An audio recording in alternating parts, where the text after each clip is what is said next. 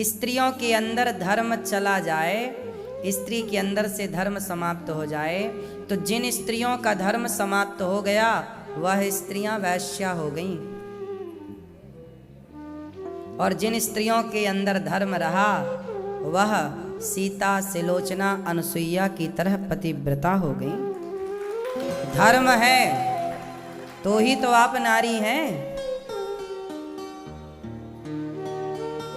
धर्म है तो ही तो आप चरित्रवान हैं।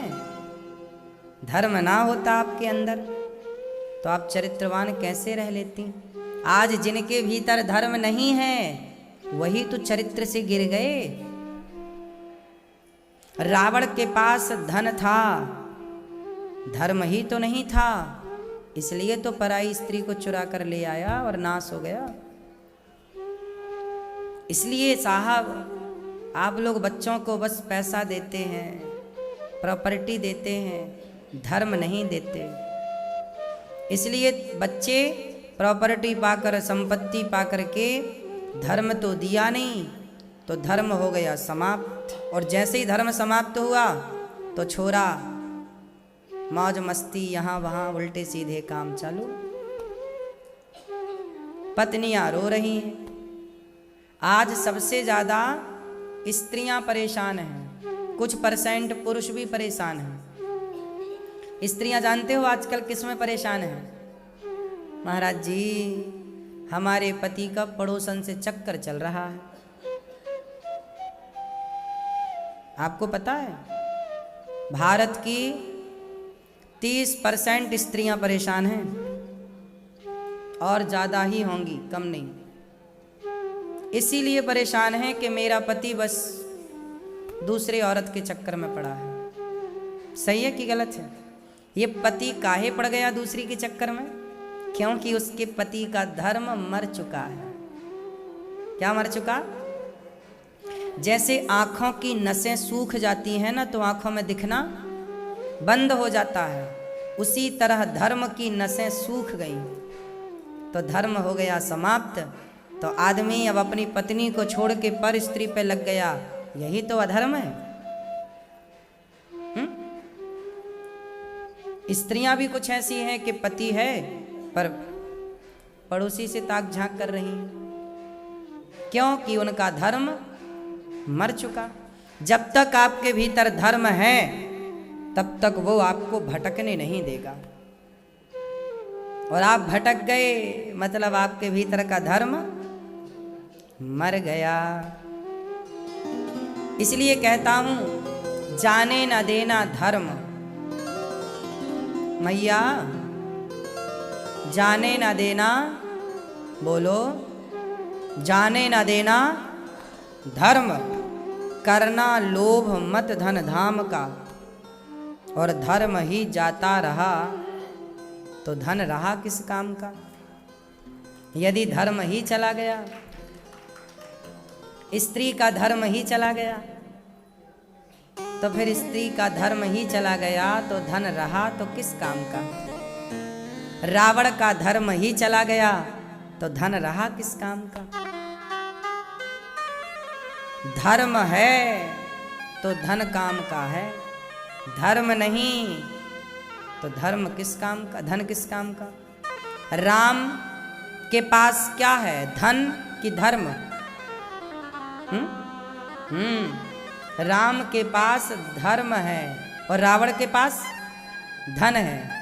धन वाले रावण के पुतले जलाए गए और धर्म वाले राम के मंदिर बनाए गए। यही है धन और धर्म। मैया क्या बोलती तू? क्या बड़ा है?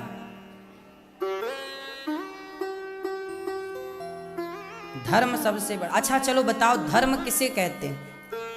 ये मैया पीछे वाली बताएंगी। आप पीछे वाले सोफे वाली मैया, धर्म किसे कहते हैं?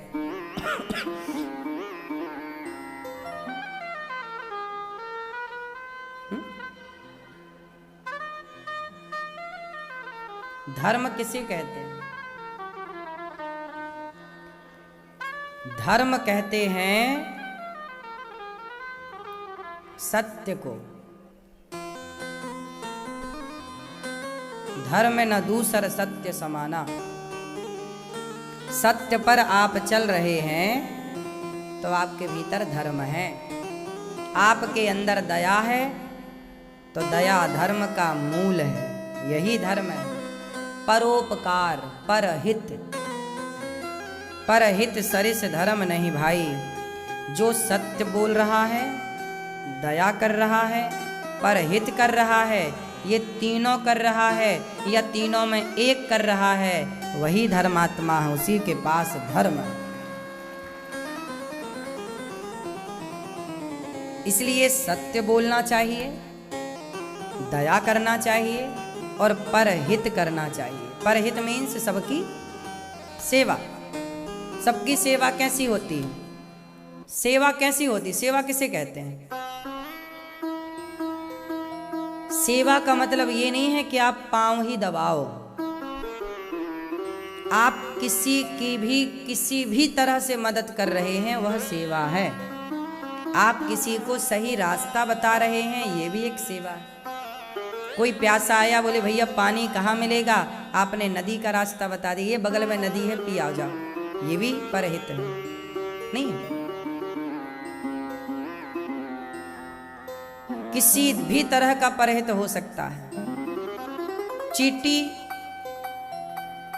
जा रही है और आपका पांव उसके ऊपर पड़ने ही वाला था कि आपने देखा और पांव बचा के बगल में रखा, उसकी जान बच गई, ये भी परहित है। आपने एक चींटी के प्राणों की रक्षा की, ये भी क्या है?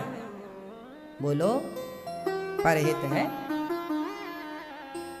आपने अपने छत पर चिड़ियों के लिए दाना डाला है, आपने अपने छत पर पानी की व्यवस्था की है चिड़ियों के लिए, ये भी परहित है और ये भी धर्म है।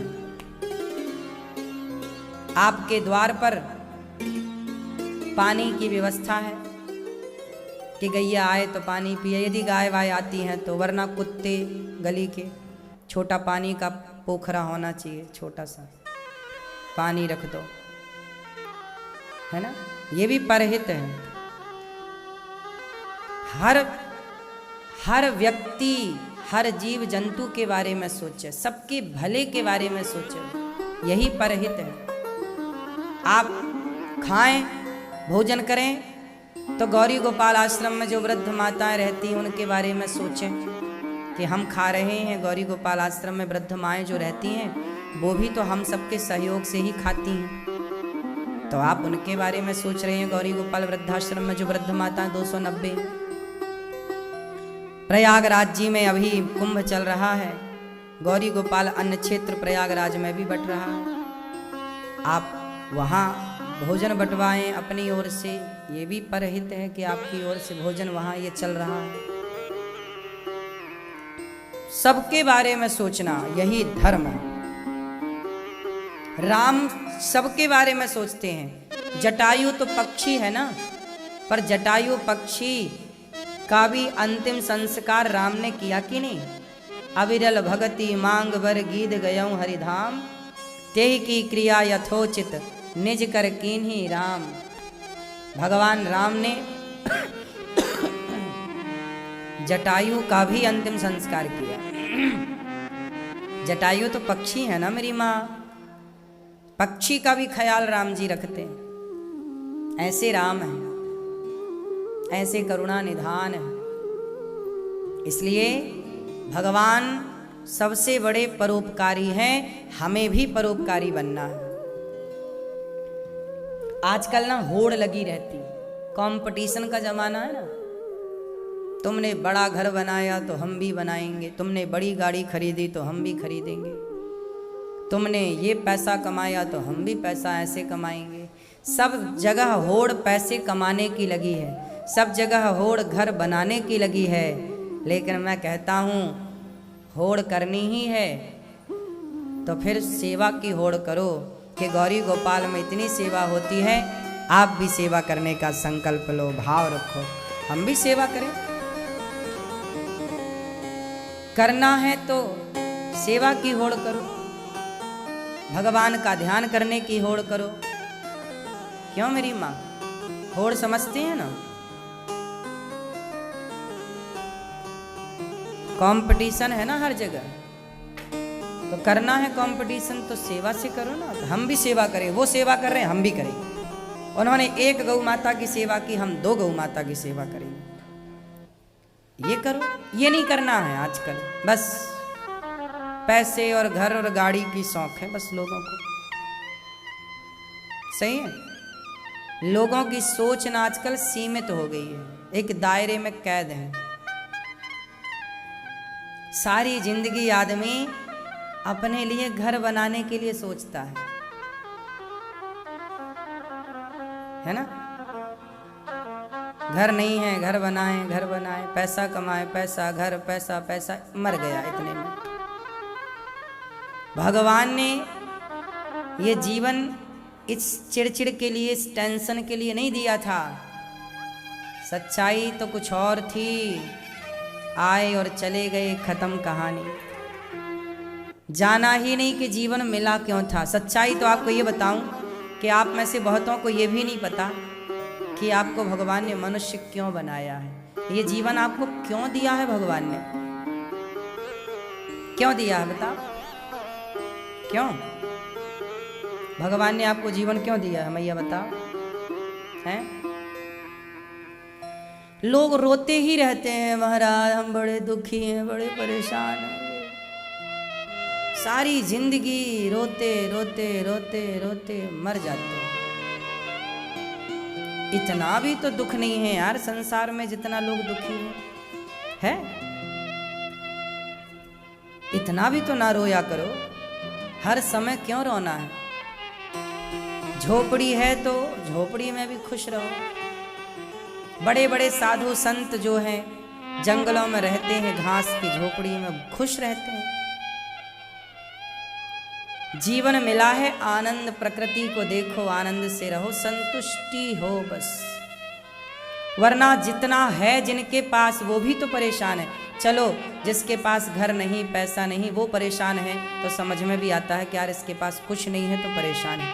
पर परेशान तो हमें वो भी दिखते हैं जिनके पास सब कुछ है। क्यों जी, बात सही है कि नहीं?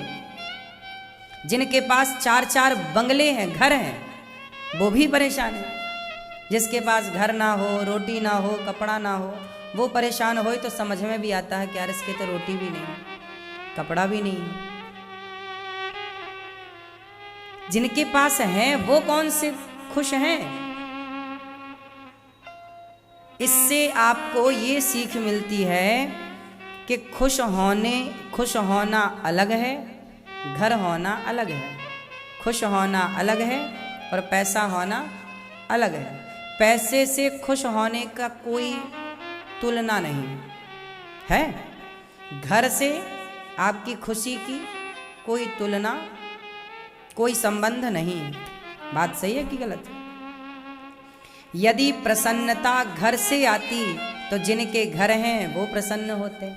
यदि प्रसन्नता पैसों से आती तो जिनके पास पैसा है वो प्रसन्न होते। इसका मतलब है प्रसन्नता ना बड़े घर से आएगी, ना बड़े पैसे से आएगी, ना बड़ी गाड़ी से आएगी। प्रसन्नता आती है आत्म संतुष्टि से।